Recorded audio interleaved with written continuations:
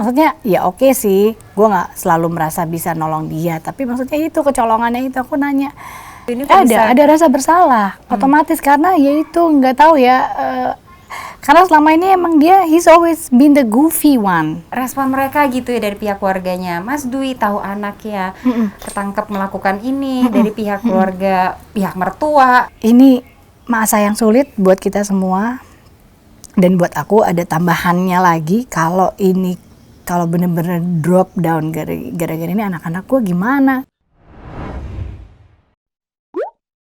Yang cuman penasarannya aja, masalah yang penangkapan, kondisi Mas Dwi gitu ya. Sampai Widi tidak tahu gitu, bahwa ternyata setelah sudah sekian lamanya. Itu ini benar-benar jadi pelajaran banget gitu kan ya buat semua pasangan suami istri. Padahal kalian saling ngobrol, komunikasi. Cuma yang satu ini bisa sampai slip gitu. Kenapa Widi? Kenapa ya? Kalau Aku juga perkiraan nggak tahu. Ini Widi gitu. Perkiraan aku. Karena dia pernah ya berhenti ngerokok terus relapse, terus dia pernah berusaha untuk menjaga supaya aku nggak tahu. Aku jadi tahu bahwa dia kayaknya, kalau misalnya anak-anak dia aja, ada yang bilang kan kalau anak-anak kita sampai bohong, artinya mungkin peraturannya terlalu keras buat dia.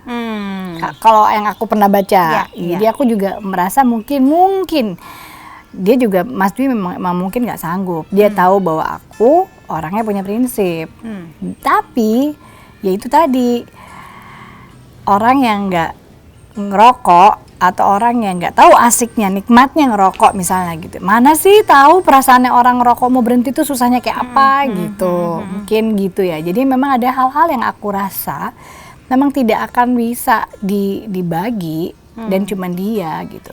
Sampai aku nanya waktu pertama kali ngejenguk dia waktu masih di Polres, itu adalah aku bilang, kamu aku masih gitunya bikin kamu stres atau gimana ya sampai nyari pelarian itu. Pertama kali ketemu gitu ya. Iya itu. Perasaan pertama itu kayak pertanyaan aku, persis kayak maksudnya gini. pengen nangis kah, pengen marah, pengen ngamuk? Aku nggak nangis. Aku nggak nangis karena mungkin tahu bahwa kita lagi dalam proses mengatasi ini bersama. Tapi penasaran gue yang muncul, marahnya itu loh.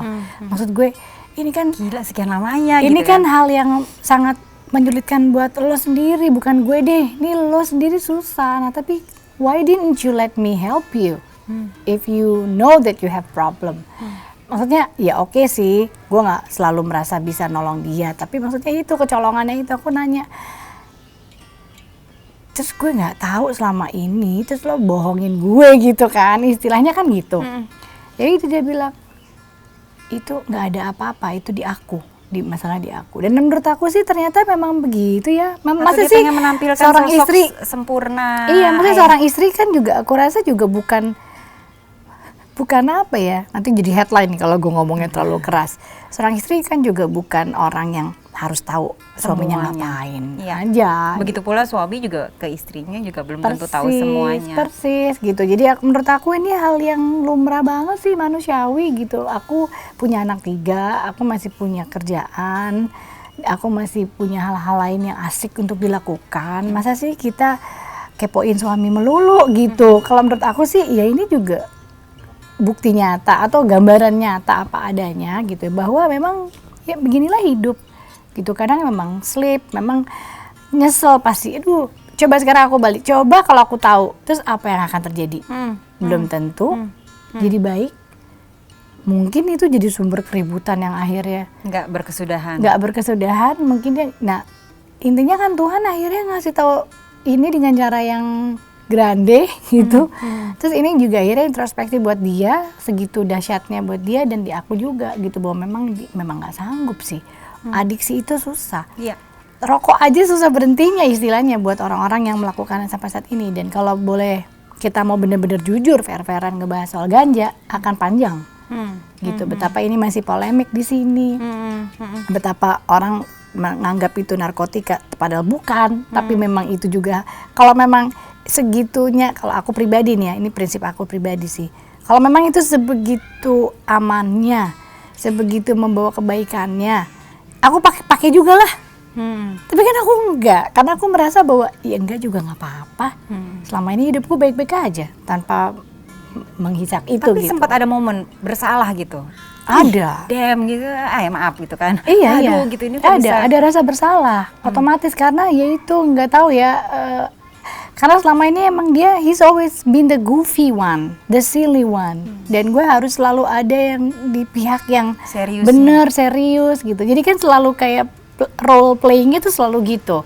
Gue selalu ibu-ibu lah, istri mungkin ya.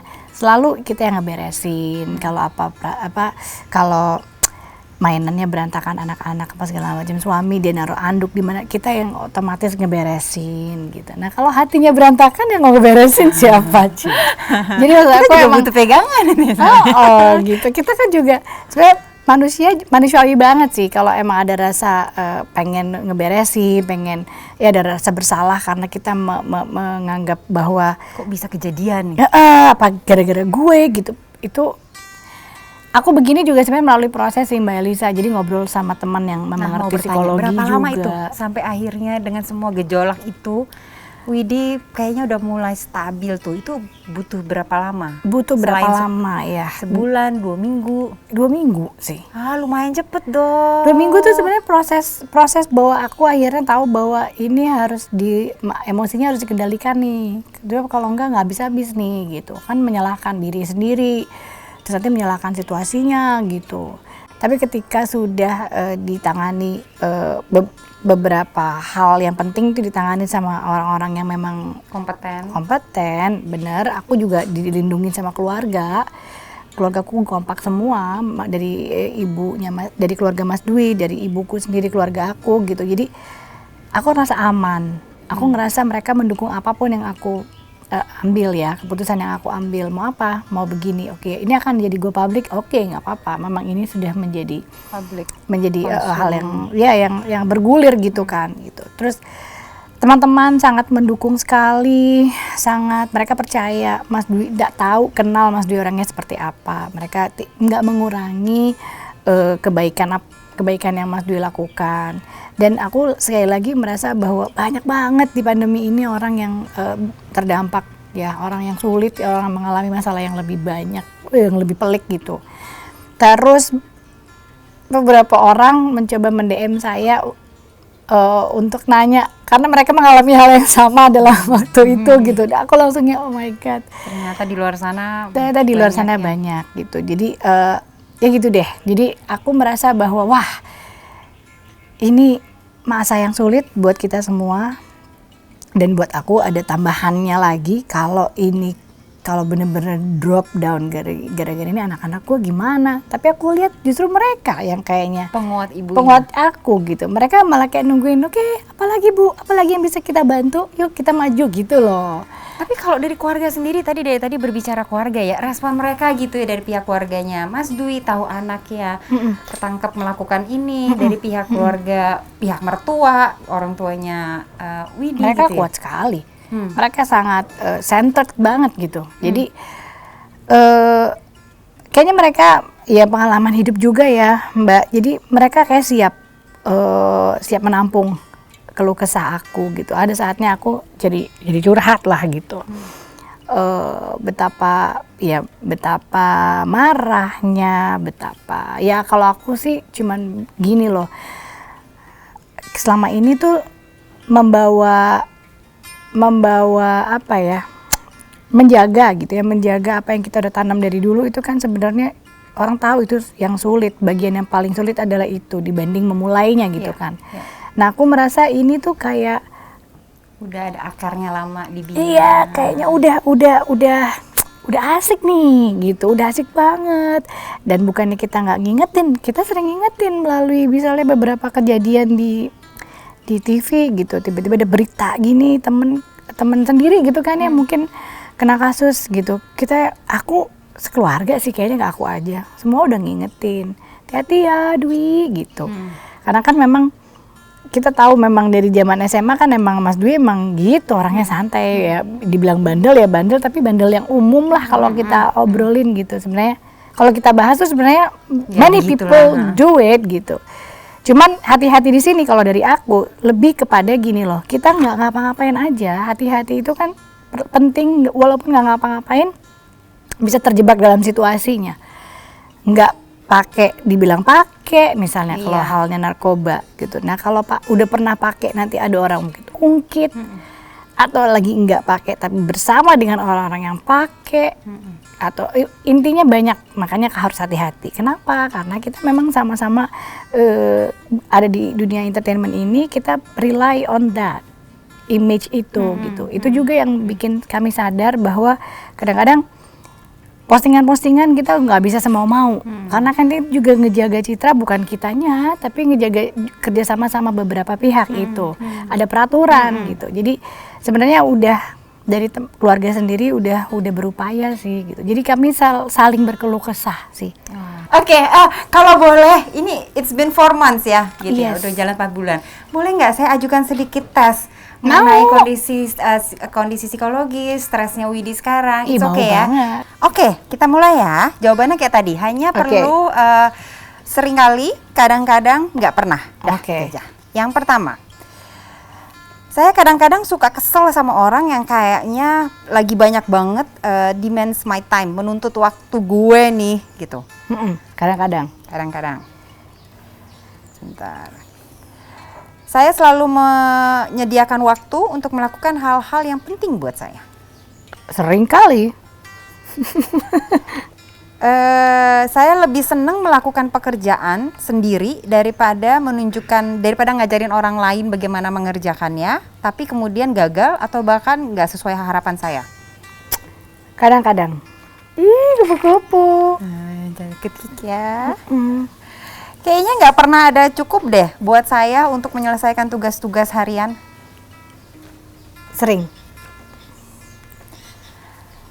Agak susah buat saya untuk menolak permintaan khususnya dari orang-orang terdekat, bahkan ketika itu bentrok dengan kebutuhan atau jadwal saya sendiri.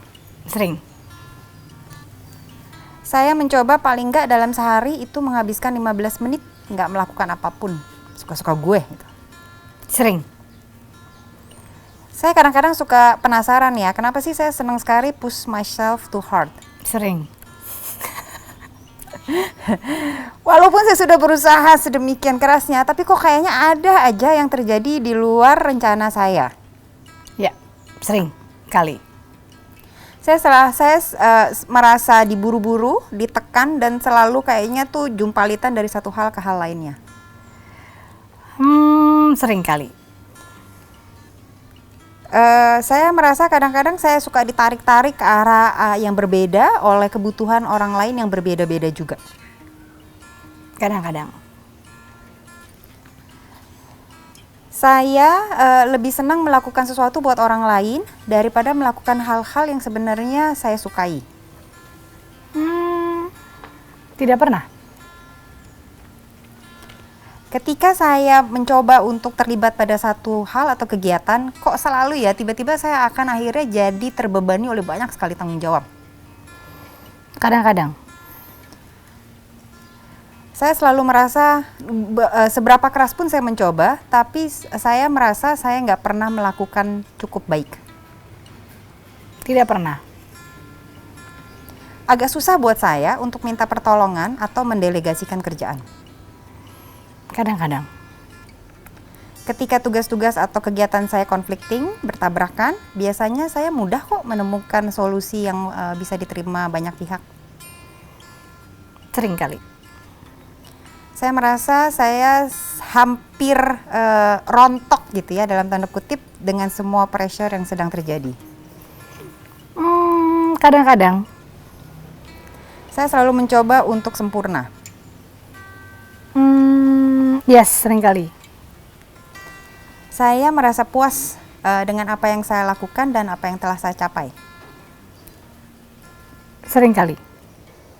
Saya merasa terlalu capek, terlalu irritable gitu ya, dan pressure untuk menikmati hidup. Tidak pernah. Bagaimanapun capeknya saya, tapi untuk orang-orang terdekat saya selalu siap sedia buat mereka. Sering kali. Saya merasa banyak orang mengambil keuntungan dari kemampuan saya, kompetensi saya. Sering kali. Jawabannya itu 33 total nilainya. Nah, di bawah 20 result nilai di bawah 20 itu biasanya stresnya under control. Oke, di atas 20 gitu, memang ada kecenderungan untuk punya gangguan fisik atau psikologis akibat stres yang mungkin lagi overwhelming, gitu. Nah, cuma Wah, 33? 33. Artinya? Paling tinggi 52 kok, jadi Oh, oke. Anyway, pokoknya ini sebagai penanda, ya mungkin lagi capek, lagi lelah, tapi kan kondisi Widi memang juga lagi nggak Iyalah, common nggak ideal gitu ya. Belum lagi kondisi pandemi seperti saat ini. Jadi mungkin memang lagi ada stres yang nggak disadarin. Cuman bagaimanapun juga semua tanggung jawab lagi ada di Widi. Jadi mau nggak mau harus jalan terus kan gitu kan. Nah, coba aja dilihat, mungkin ada waktu-waktu di mana you take a break. Udah deh, nanti istirahat dulu segala macam. Apakah sudah mulai ada gangguan fisik apa enggak?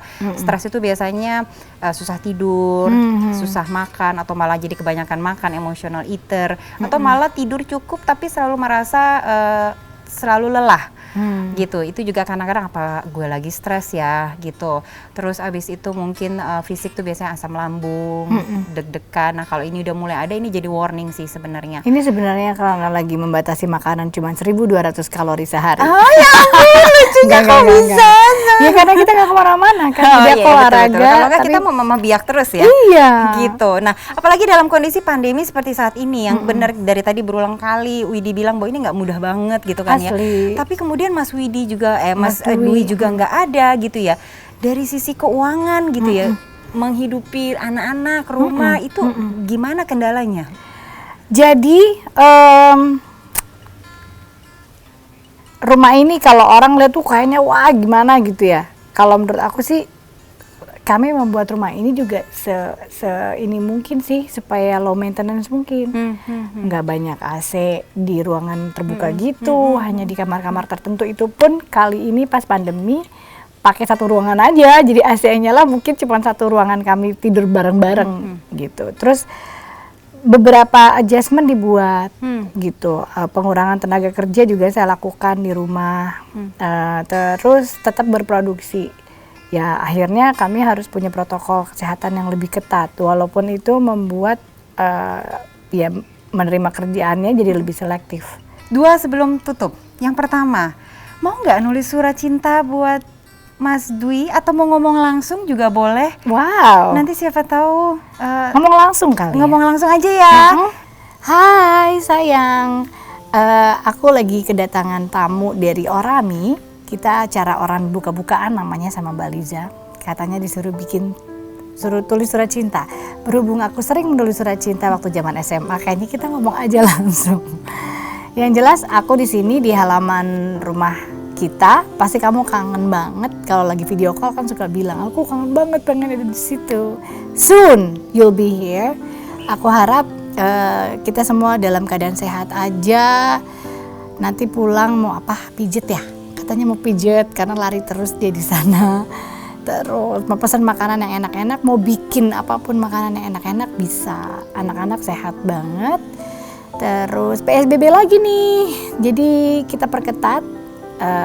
Kamu jarang lihat aku pakai face shield, sekarang aku pakai face shield. Kalau ada orang, kamu kan suka khawatir kalau aku tetap kerja, gimana protokol pencegahan COVID-nya. Here I am using the face shield. Nggak pakai masker karena kita sudah memastikan sudah dites ya. Dan yang pasti kalau ke depannya ada pekerjaan-pekerjaan, aku akan 2 kali lebih ketat menjaga supaya tidak ada virus corona di sekitar kita, paling nggak di rumah kita ini. I wish you well. Hari ini syuting hari Senin, hari Rabu kamu akan sidang keempat. Aku usahain ada di sana lagi. Mudah-mudahan hasil sidangnya baik, memuaskan buat kita dan nggak lama-lama ke sidang berikutnya untuk ada hasil keputusan. Sampai kamu kembali lagi berada di rumah ini. I love you. We love you. Amin, mengaminkan semua doanya. Ya ampun, kamu tuh sungguh deh ibu yang luar biasa, istri yang luar biasa dengan segala ketidaksempurnaannya, tapi justru itu yang bikin sempurna. Widi, thank you banget untuk berbagi pada hari ini. Banyak banget yang saya sendiri sebenarnya banyak belajar dari proses yang sedang kamu dan anak-anak dan Mas Dwi lalui. Insya Allah didoakan semua segera membaik, yang pasti tetap sehat, tetap bahagia. Amin. Thank you banget ya. Sampai kita ketemu lagi.